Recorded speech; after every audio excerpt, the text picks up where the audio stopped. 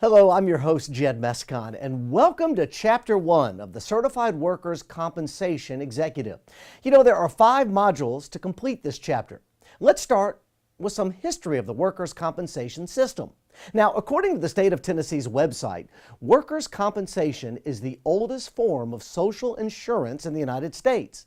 In the late 1800s, its theory spread from Germany throughout Europe and finally to the United States in 1910.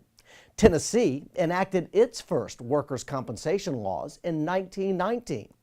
Workers' compensation expert Christopher Boggs recounts in his excellent book, The Insurance Professional's Practical Guide to Workers' Compensation, some very interesting facts. Listen to this. Before the formation of workers' compensation as we know it, pirates had a system to provide benefits that looked much like those of today's workers' compensation system. It contained a payment schedule that loss of an eye or finger equaled 100 pieces of 8. The loss of the right leg equaled 500 pieces of 8, and etc. Now, to give some perspective of all this, in colonial America, 2 pieces of 8 equaled approximately 1 week of wages.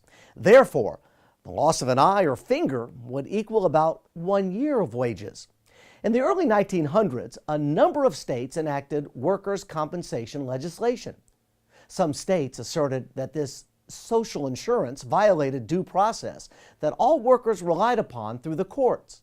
Some even feared that the legislation would reduce the need for labor unions. One state's Court of Appeals ruled that workers' compensation laws were unconstitutional.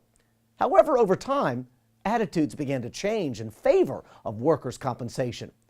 This was the original tort reform. There were horrible stories of heartless employers who dumped employees' mangled bodies on the doorsteps of their homes. Occasionally, the only safety device provided by mine owners to its workers was a cage of birds that warned of hazardous gas if the birds died. Another highly publicized event that led to workers' compensation, it occurred when 146 workers were killed in a fire while attempting to escape the flames. They jumped 9 stories, leaving scores of children fatherless.